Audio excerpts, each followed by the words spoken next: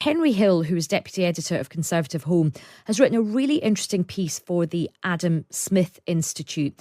And he says that the department is just too big to cope with all the challenges facing it. He argues that the department should be split into two, with a separate Secretary of State for Immigration and then a separate Secretary of State for security. Now, just before we came on air, I caught up with Henry Hill and I began by asking him why he feels this is important.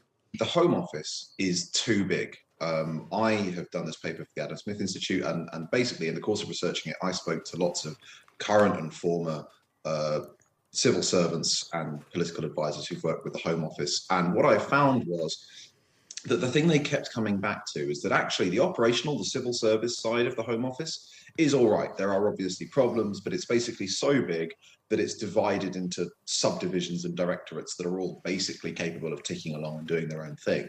The problem is that the ministerial and political team at the top is too small to get a grip on the department. There's so much that the Home Office does that you can't possibly be across all of it.